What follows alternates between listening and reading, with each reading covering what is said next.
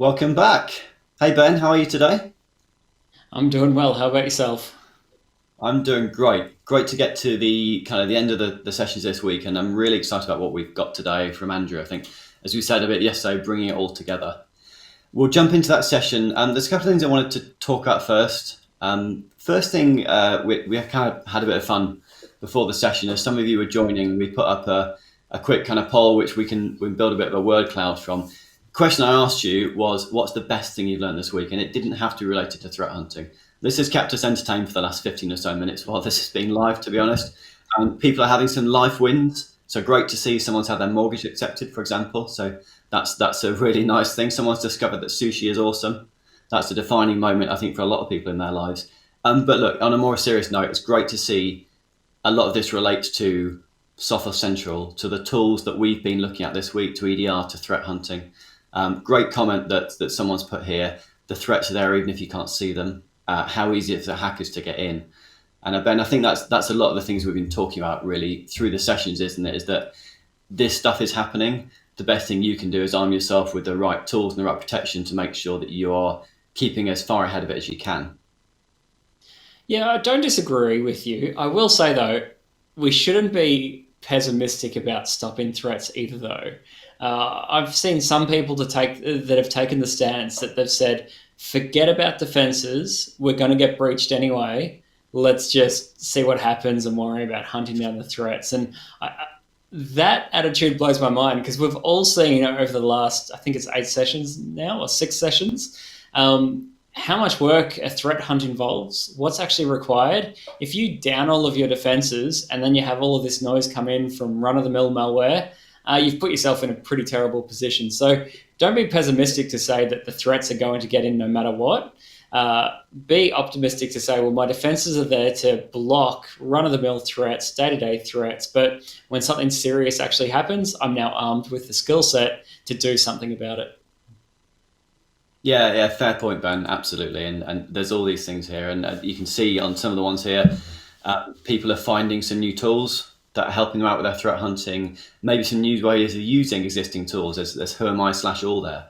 That's a kind of slight sub look at a particular way of threat hunting and just getting some more information out.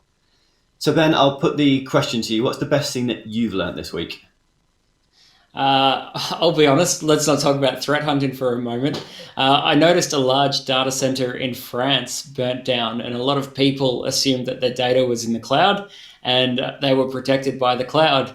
And of course, due to the horrendous fire of the data center, a lot of people are actually offline. It's not because of ransomware, it's not because of data exfiltration and ransom from that side of things. They're offline because their data doesn't exist anymore. It's burnt. So I think a lot of people have learned a harsh lesson about the cloud, and I think it's a big reminder to the industry to not just assume that your information is safe in the cloud. How about yourself, Nick? So it's going to sound very cliched, and I could say all the great content we've learned, and that's been really useful. For me, I'll go away from threat hunting as well, Ben. I actually go to the natural world. I was watching a documentary with my kids this week, and we learnt about some sea slugs that can regenerate themselves. So you kind of know about lizards and an octopus and that kind of thing when they lose a tail or a leg. And if any of you see My Octopus Teacher on Netflix, if you haven't, go and watch it. There's an amazing scene in that, without spoiling it, where it kind of shows that power of regrowth. That some scientists have found a sea slug that can regenerate itself just from its head, Ben. Now, this fascinates me and my children. This may not interest everyone out there, so sorry if this is kind of slightly off topic. So kind of within the period of 3 weeks, it can regrow a heart after 1 week, and then after 3 weeks, it's fully functional and able to all intents and purposes, looks exactly as it was before. And that just struck me as just fascinating. That's the kind of thing that piques my interest. And so that's the best thing for me this week, aside from everything we learned in these sessions. I wasn't expecting that, but yeah, that's phenomenal. So there we Well, and have that's it. good. And that's why we don't rehearse these things, isn't it? So we can surprise each other. Anyway, look, getting back to the more serious stuff of today's session, as I mentioned yesterday, we've got Andrew Mundell, one of our sales engineers, coming in today to talk to us about the threat hunting framework that Sophos has put together. One of the things that Andrew's done really helpful in advance of the session today actually is on the community forum we've been using and mentioning through all this. Andrew put out a blog post last night with a long, I will warn you, it's a long article detailing that framework exactly. We're showing it on screen here. We won't go through all of it because it's a long document. There's two things I wanted to mention really.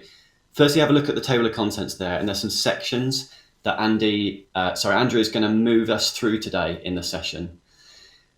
If you have a second screen or you want to follow along this document, then please feel free to do so. That's kind of what Andrew would like you to do if you can with this. We've put a link to this particular blog post as an announcement in the Q&A panel. So if you just jump over to that, you'll be able to pull that up and have a look.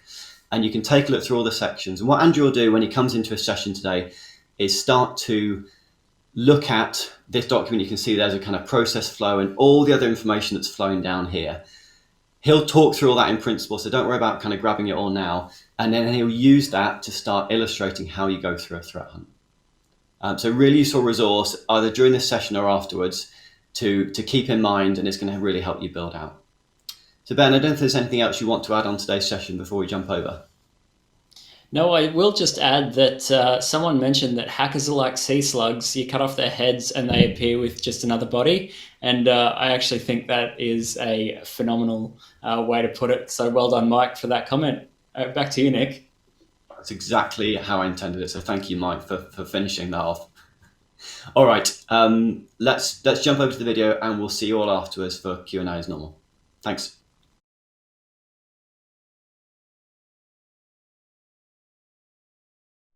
Welcome and thanks so much for joining me. My name's Andrew. I'm one of the engineers here at Sophos. Really excited today to take you through our new Sophos EDR threat hunting framework. So the content we're going to cover today, we'll do a quick introduction, explain the use of the framework, and then we'll have a quick recap of the threat hunting process.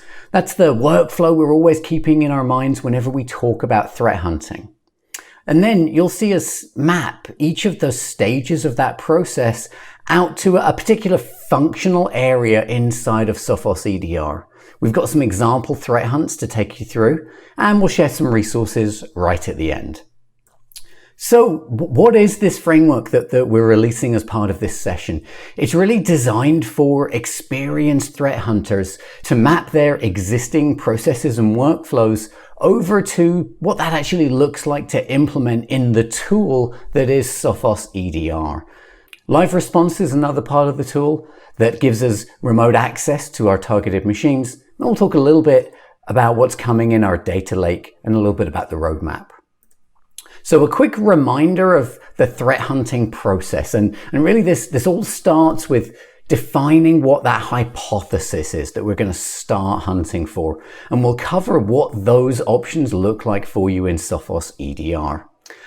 Next up, we're merging the acquire data and the analyze data steps. Really, that's the next process of getting everything out of the tool.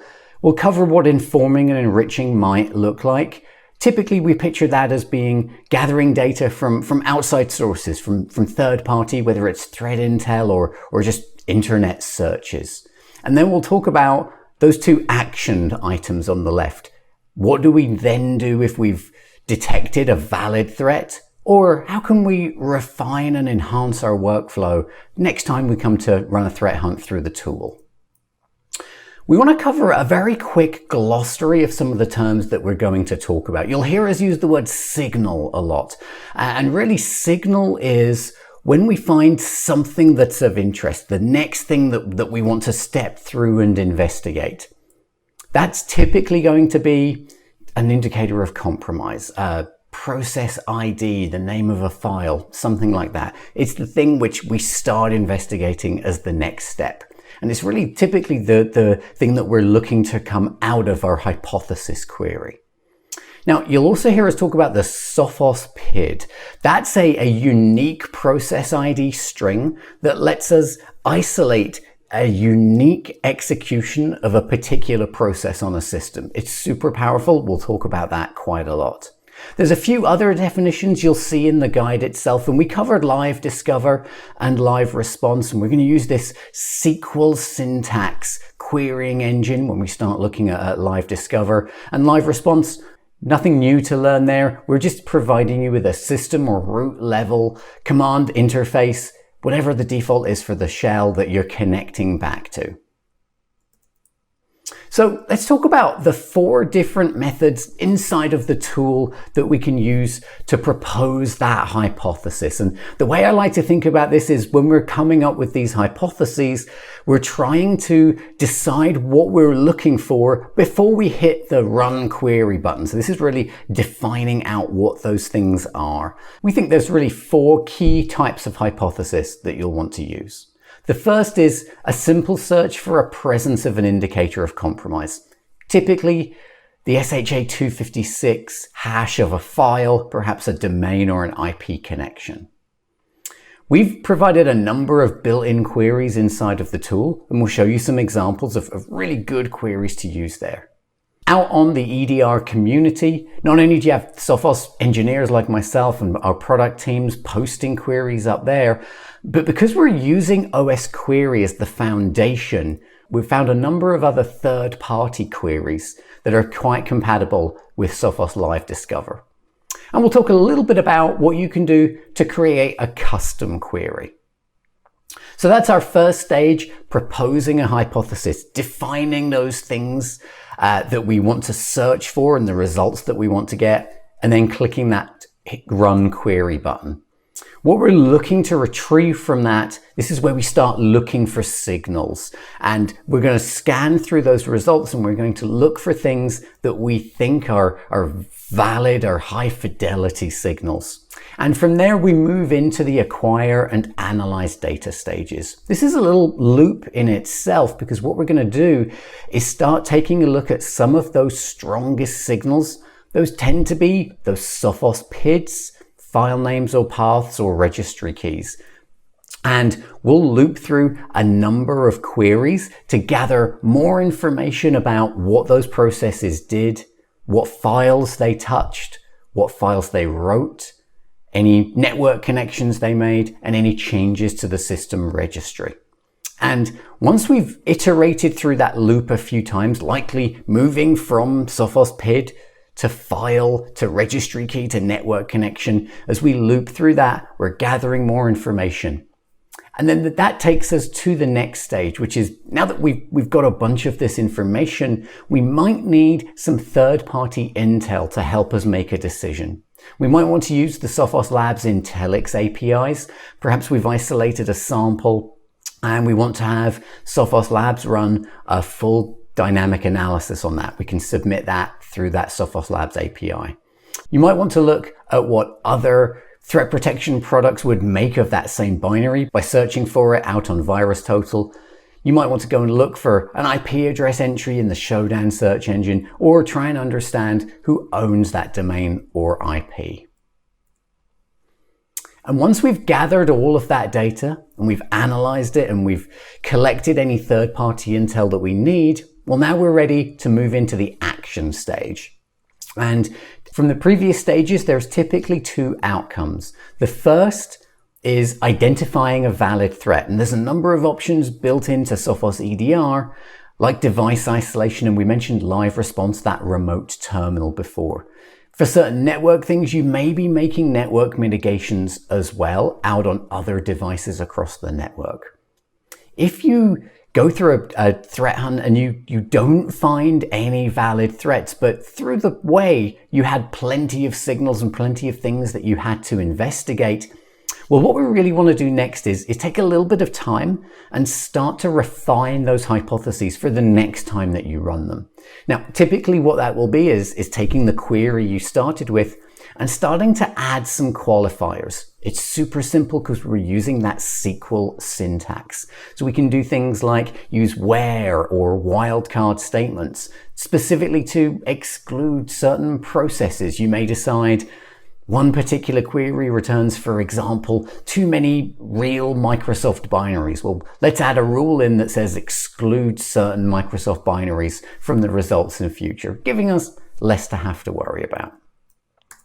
So that's a quick run through of the framework of the document itself. Love to take you through and show you some example threat hunts now. So here we are in Sophos Central. Let's navigate through to Live Discover. We want to get there by clicking on the Threat Analysis Center. And then we're going to click on Live Discover. Now you can see there's a ton of pre-built, pre-canned queries in here. And let's start with that first type where we want to search for IOCs that may have been provided to us. So we're going to choose this IOCs from GitHub query that I've saved here. And I've pre-populated this for what we want to search for. The first variable that we can use is how many hours of activity we want to search. The third is the start time for that search. And then right in the middle, you can see that's where we're pasting in the URL. Now here I've created this just to give us some test data, but you'll find plenty of IOCs published in this format, especially by Sophos Labs out on our GitHub pages, and look for that link in the resources at the end. So let's scroll down a little bit and just make sure that all of my devices are selected. Yep, 7 machines and 7 endpoints selected. So I'm going to go ahead and click the Run Query button. Now, what's happening right now is this SQL query is going out to all of my chosen devices and it's running through this query. It's examining data on the disk through the Sophos journals. Those can hold up to 90 days of data. So as we see the results start to trickle in, I can see there's some older results here going back to October of last year. Let's give this just a moment.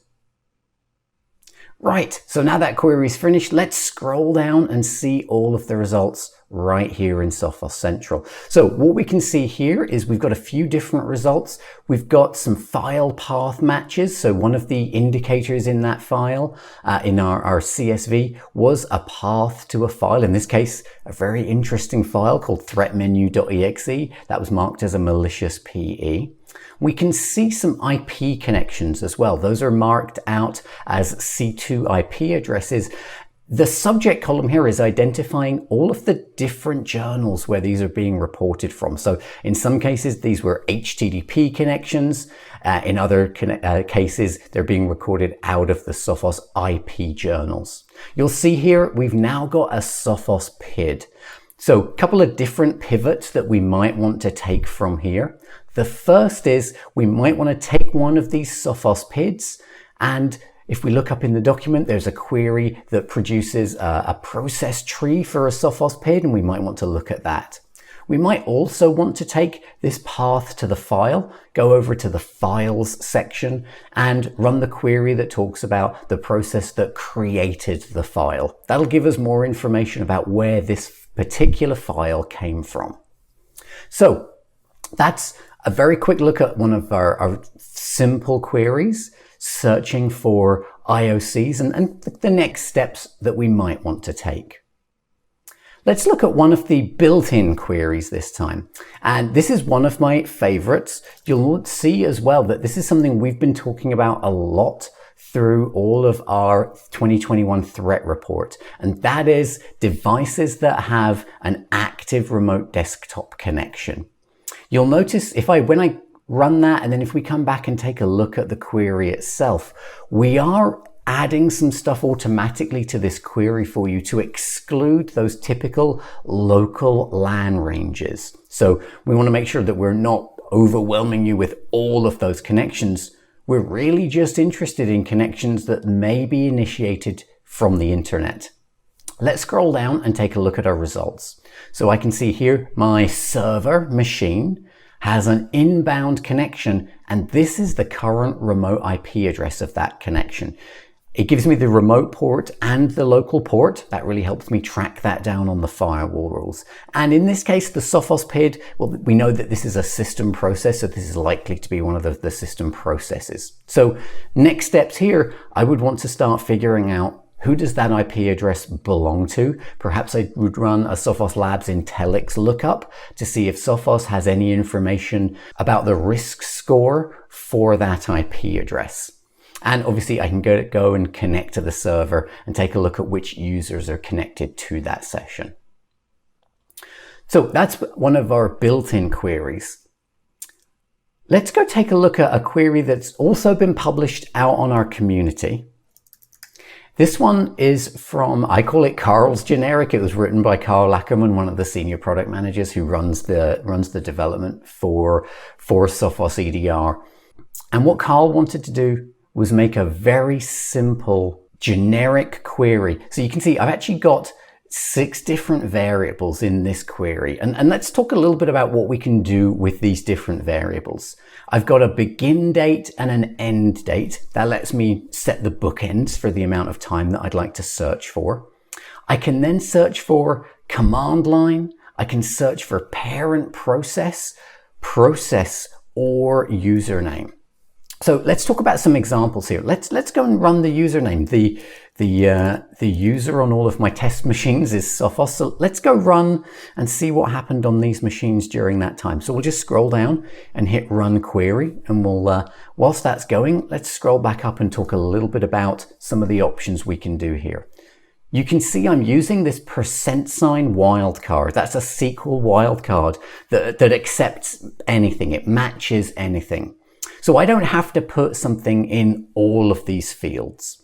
The more you do, the more specific information you'll have, and the less specific data you put in, the more generic data we're going to return. Now, what we're looking for here is we're saying, show me any activity between this date and time for this user, for my user Sophos. And if we scroll down, we've already got some data populating in. I can see it's all from one particular machine. There's our consistent username. And here's all of the parent processes, the process name, and the command lines that have been executed. You'll also see a visualization of the execution duration, as well as the amount of time numerically as well. I can scroll through, get a little bit more information. I can see the Sophos process ID and the Sophos process ID for the parent. We'll talk a little bit more about that relationship in just a moment. The SHA-256 hash of the portable executable, the current status of that process, as well as the full path to that process. So there's a significant amount of data here. You can see all of these different options. We've filled up 3 pages. So I maybe need to narrow this down just a little bit more. So let's scroll up and add something to that command line. And let's add onto the command line section here. What I'm going to do is put in an HTTP inside of a set of those %signs. What that's going to let me do is search for, still in the context of my user, Sophos, but now we're saying return any command lines that were used involving HTTP, involving the internet. And you can see that returned really quickly, much fewer results, and plenty of interesting stuff for us to take a look at. We've got some raw things from PowerShell that was being executed out of CMD. I can hover there and see there's some PowerShell going out to the internet to download one of our test files. There's a similar process there going out and grabbing our threat menu application. What's also really useful is this parent process and process relationship. You might see some threat intel that says, through this particular attack, we saw a privilege escalation exploit used that results in the event viewer process being launched by PowerShell. That series of events is pretty rare in normal running. So we can come up here and we can say where the parent process is PowerShell and the process name is event viewer. So we can add those additional variables in to keep on refining that search. So that's a quick run through how to simply search for IOCs, how to use one of the built-in queries to find open to the internet remote desktop connections, and how to use this great generic query that's available to everybody out on the Sophos community. But what I thought we should do is run through a whole hunt and show you these pivots in action. So let's do that. And let's start by defining our hypothesis. And let's use MITRE to do that. So let's jump over and take a look at MITRE T1547. A method where bad actors might use boot or logon auto start execution for various purposes, most likely for establishing persistence, potentially for deploying some kind of mass timed event, perhaps even ransomware. So this is the technique that we're going to focus on, applications that start automatically. Now, we've got a built-in query to do that as well. So if I have a look, I've got a query here called processes that run automatically. So let's go take a look at what that looks like across our fleet of test machines here.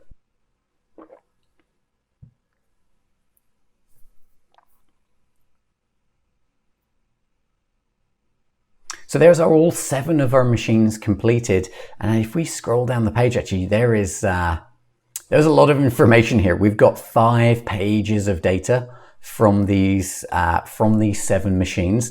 Don't lose heart. This happens quite a lot when we just leverage individual MITRE techniques, because just because something is using one of these techniques doesn't necessarily make it malicious. So what we need to do is refine it a little bit more. Let's dig in and choose just one specific sub-technique to investigate a little bit further.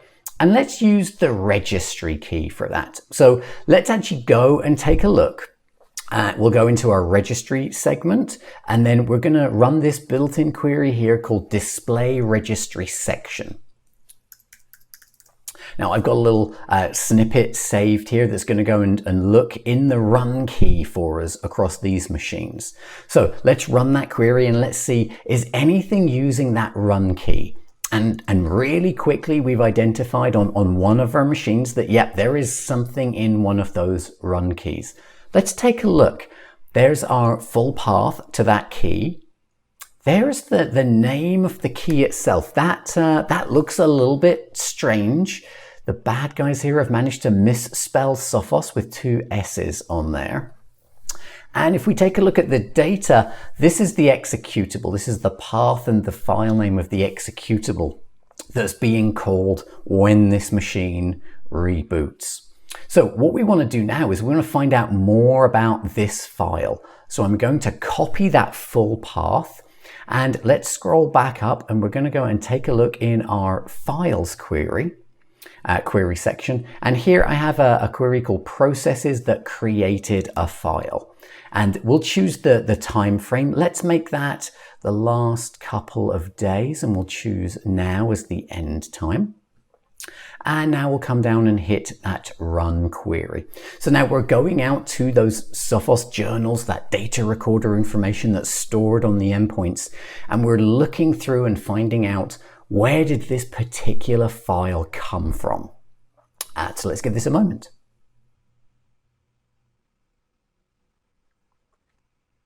Well, there we've got some results from our Win10B machine there, and let's take a look. So we can see that this file was created by PowerShell.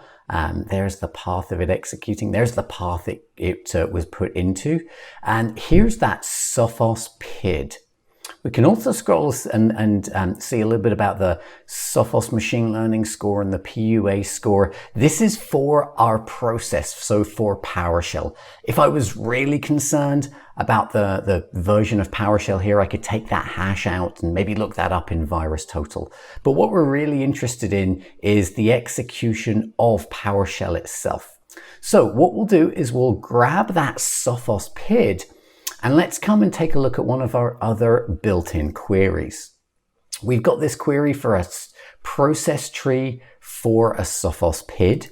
Let's paste that Sophos PID in, and we'll go and run that query. Now, this time, of course, we're only expecting results from one of our machines, because that's the only machine where that Sophos process ID exists. And there's our process tree. So let's take a look. There's PowerShell itself reaching out to the internet and downloading this file and saving it into the system.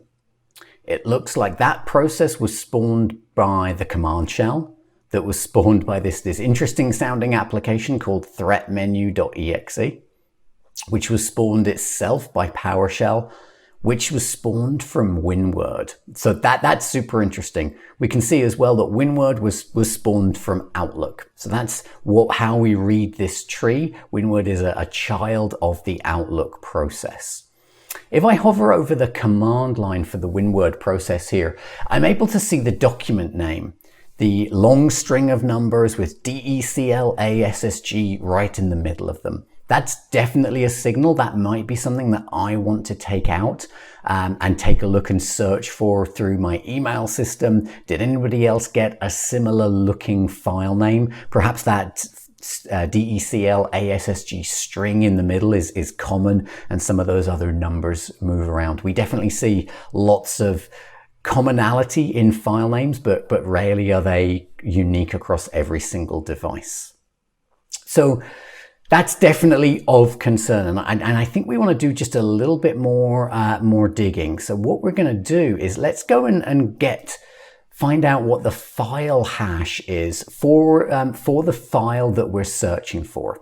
So for that, we're going to come back in to another built-in query. This time we're going to run the file hashes, and I just copied the whole command line here so I can delete that out, and that's the path that we're interested in is from here. There we go. This query variable does need to be the full path of the file. So now let's go ahead and run that query. There's quite a lot of other ways we could go and find out this SHA, but this is quite a nice, easy one. Really quick to bring that back to us. So there's the hash of the file that we're interested in. Let's grab that. Now, before we do anything else for that, let's actually go and use our live response, our live terminal, and go take a look at this path, this threat exe path. So I'm going to click here over onto the machine name, and we'll click in live response. I'm just going to drop my email address in there, and that's going to open in this other tab for us. And you'll see this is going to give us that system level connection. There we go. So now I'm connected remotely to this machine. I can do a quick who am I to see which context am I in. And let's go and take a look in that threat exe folder. So now we can see there a number of interesting files. There's our threat tweak reg. That's the one we were interested in. Let's leave that here for just a moment. And what I'd love to do is come back to Sophos Central. And now let's take the hash of that file, and we'll just use the simple hash search function here in the Threat Analysis Center. So I'm going to paste that hash in and run a quick search. This is going to very quickly identify if any other files matching this hash exist on any of my other machines. And actually, it's a little bit of concern. Of the 7 machines or so that I have in this environment, right now 3 of them have found that item. Let's go take a look at our top option there, and we'll see some more information.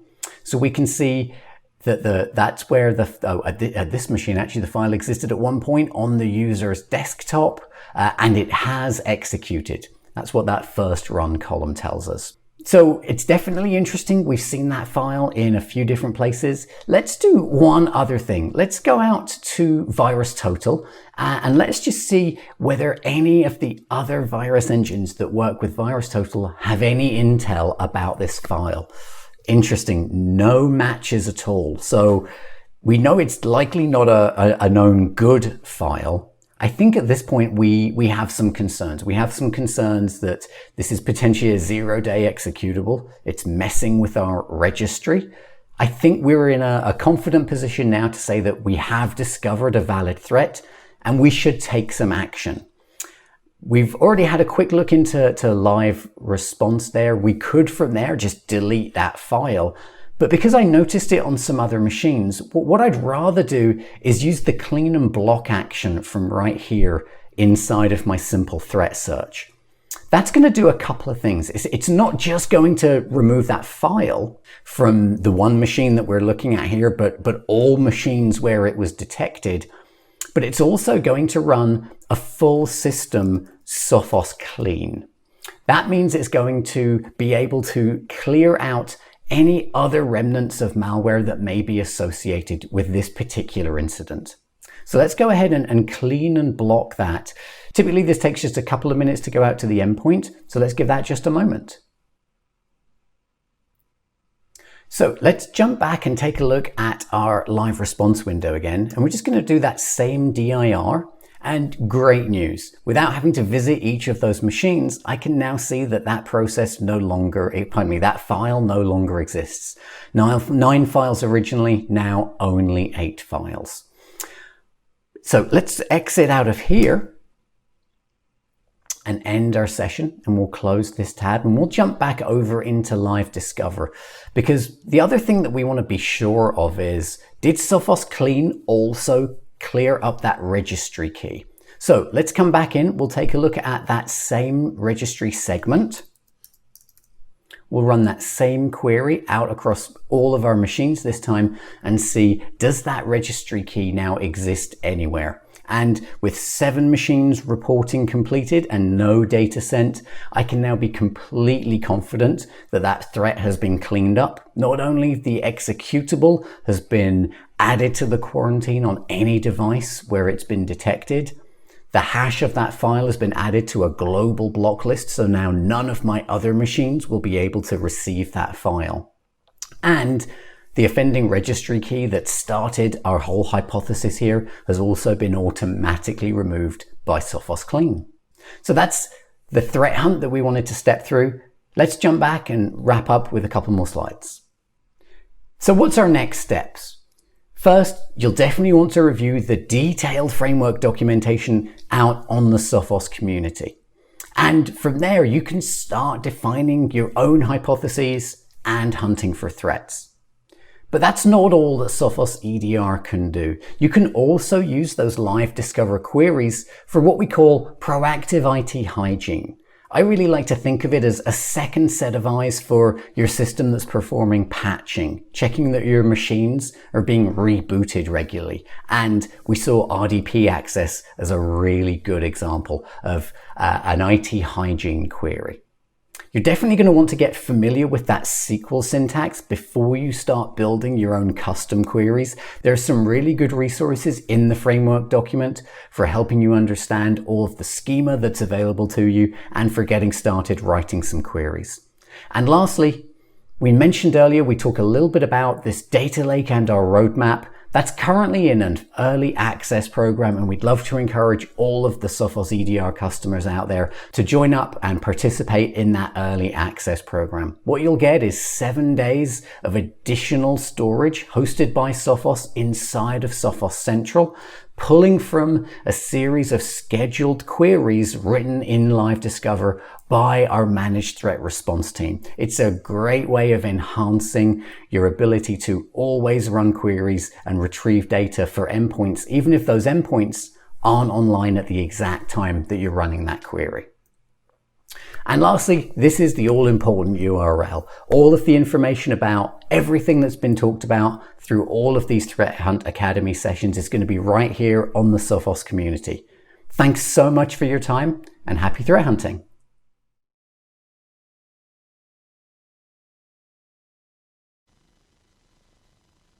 Excellent. Thank you, Andrew.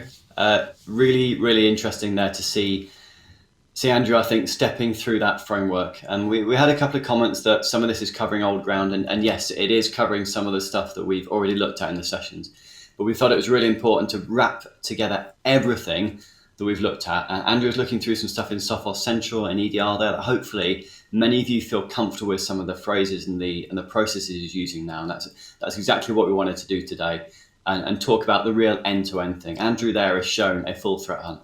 He's taught you through that document that he's built out, which we linked to, that you can go and refer to after this, on some things that we suggest, some theories and processes to work through when you're threat hunting. If you're using Sophos EDR, then it'll tie it really well. If you're using other tools, then there's still some really important learning there, I think.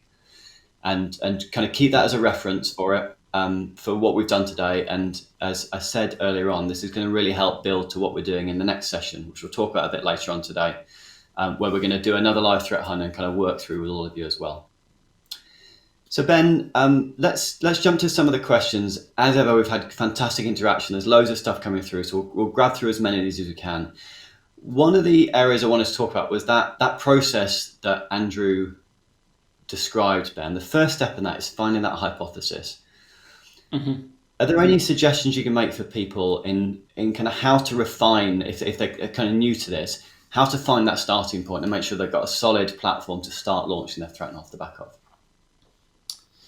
Yeah, that's a pretty broad question, but thinking about it, like you need to refine, you need to understand your environment in order to make an accurate hypothesis. So, for example, if we talk about the Exchange vulnerability, there's no point doing a threat hunt for that threat actor if you don't use Exchange on-prem, as just a modern example.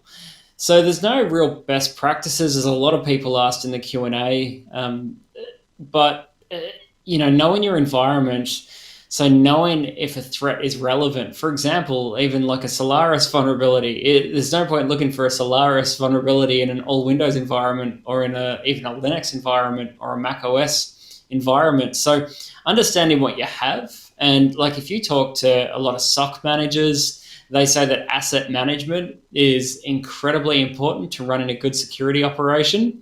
And by that, they don't mean, what physical devices do you have? How many iPhones and ThinkPads do you have? They talk about network assets as a whole, switches, routers, virtual machines, cloud assets. So understanding what you have. So when you receive some threat intelligence and you're at the top of that trailhead and you're building your hypothesis, you're actually looking for threats that are relevant to your environment. Does that make sense, Nick? Yeah, it does. It does. And as you said, Ben, yes, very, very broad question. Thank you for giving quite a narrow answer. Right? And look, everyone, there's a ton of information on just kind of that subject. And as Ben said, you kind of need to learn some of that yourselves. We can't give a fully documented kind of way to do it, but there's some tips and tricks to hopefully that you've picked up to help you start to refine that. So one of the things we asked during the session, actually, Ben, was what was the last threat hunt people ran? So kind of using some of these examples. And if we can just bring up, actually, let's take a look at that word cloud that we used there, or the poll that we used, and kind of look at some of these results here, Ben. You can see in the middle there, none or none to date, nothing yet. There are people who haven't got started with this yet. But equally around the outside, there are some really interesting things. I know you particularly wanted to touch on a couple of those. Yeah, so I wanted to talk about actually PHP on web servers, because that's actually a perfect example of, earlier we were talking about, don't be pessimistic. Don't assume that your system's going to get breached. You need to have your first layer of defense. But what actually stood out to me here is, you've got a number of different threats like Emotet, WannaCry, and all of those threats are easily detectable. Like if you put WannaCry up against a machine learning algorithm, or Emotet up against a machine learning algorithm, or an engine like CryptoGuard, it's so easy to detect and understand. But the comment here that mentions web shells and PHP scripts, it's a great point, because these are the type of threats that are incredibly hard for defenses to pick up.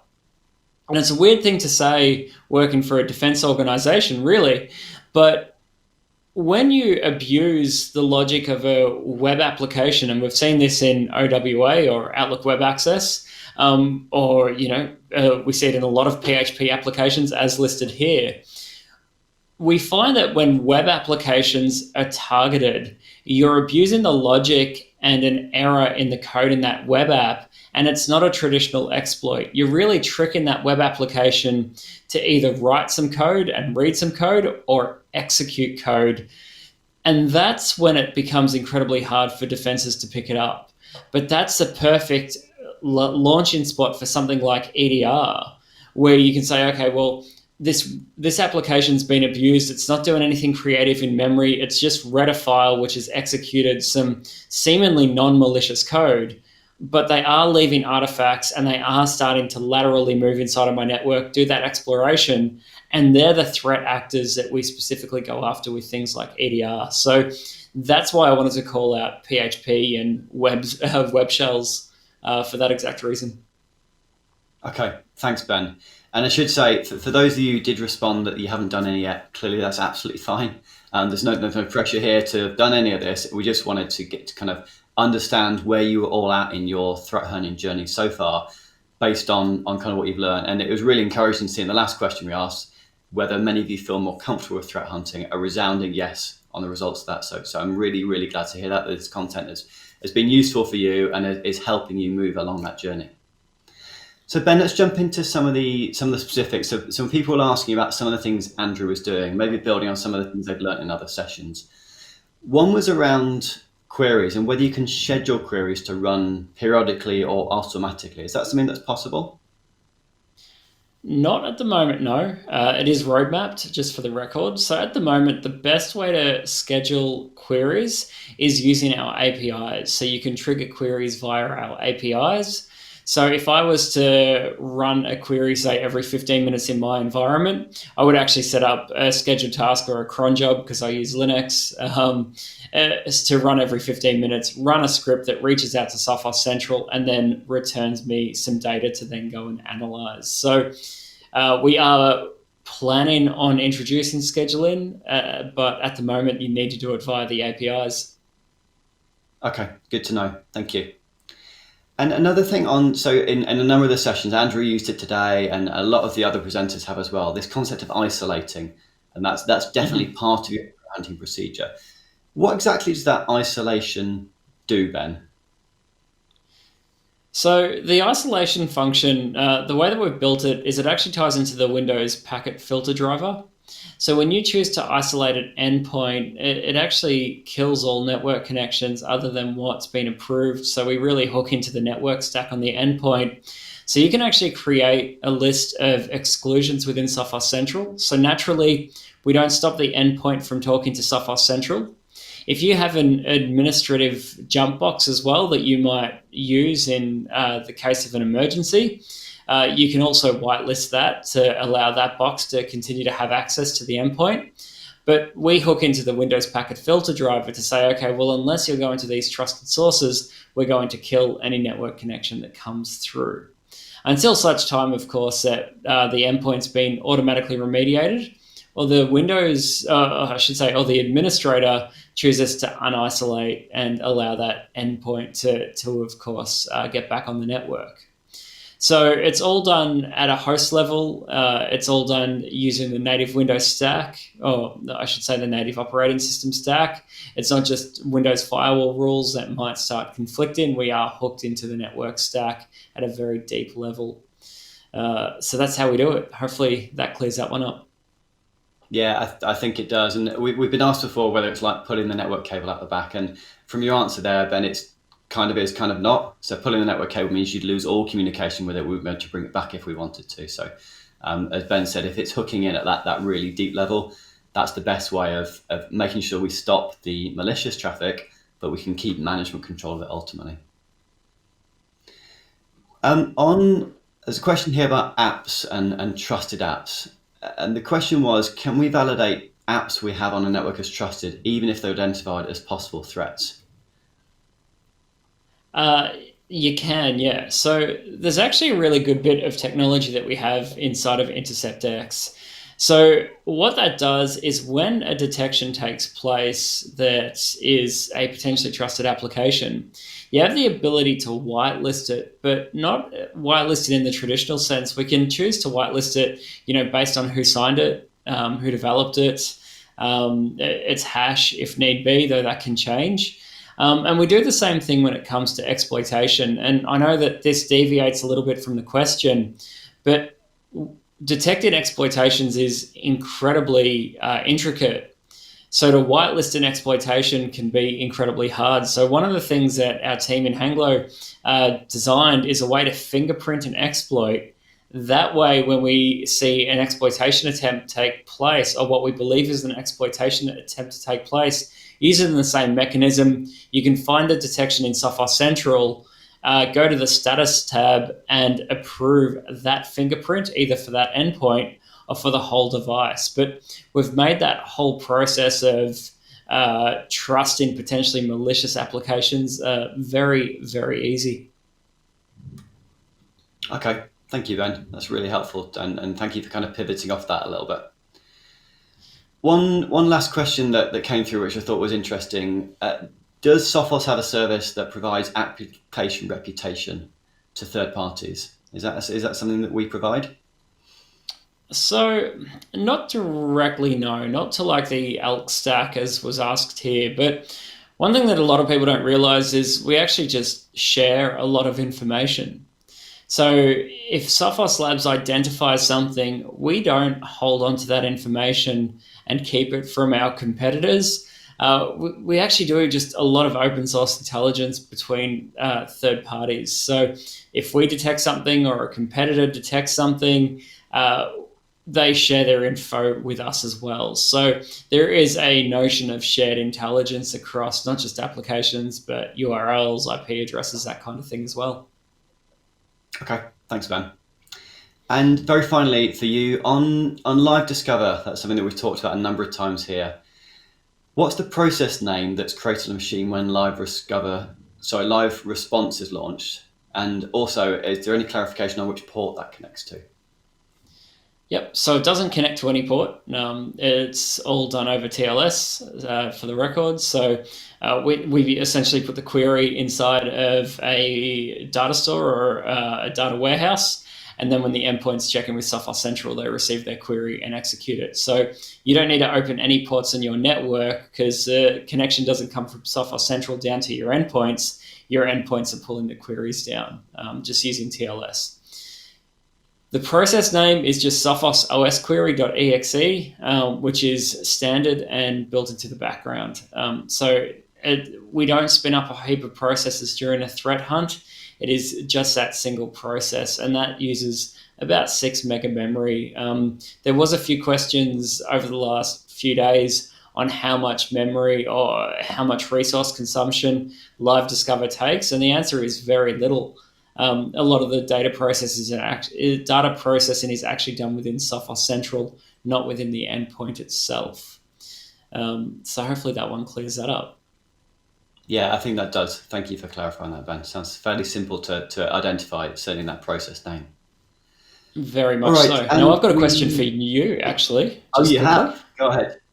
Yeah, this came up a lot, so I just wanted it out in the air and ready for everyone. So people want to know how long the recordings will be available and on demand, and I didn't have an answer for them in the live Q&A. So can you answer that for everyone?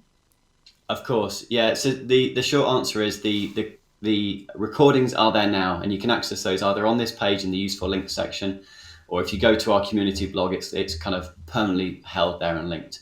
We've got no plan to take those down in terms of kind of how long they're going to be there. So I'd expect those to be there for at least the next few months, if not longer than that. We want this content to be available to all of you who are attending now, and indeed anyone else who wants to pick this up in the future. So if you've got peers or colleagues or other people you think might be interested, please share this far and wide. This is our opportunity to share some of our internal expertise with you through this series.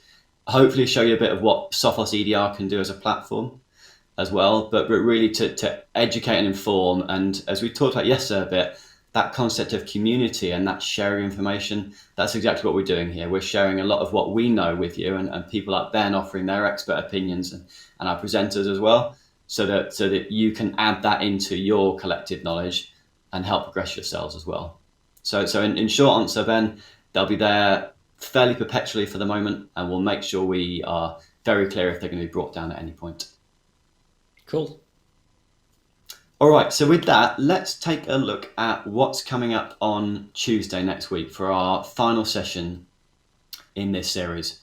So as I mentioned yesterday, we're going to do a live threat hunt along with all of you.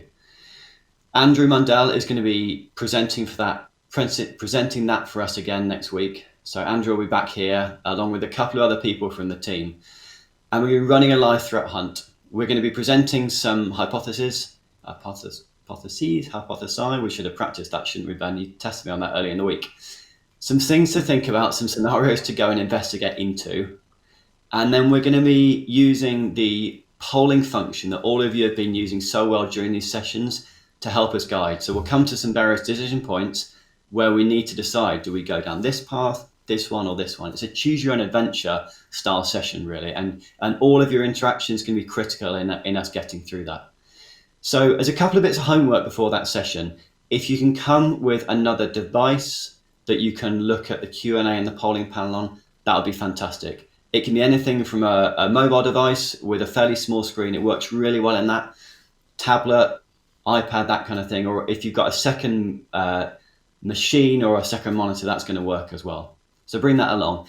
And also take some time to go and look at that document that Andrew mentioned in his session, and I talked about earlier on today, that process hunting framework, threat hunting framework that Andrew has put together and posted on the community blog.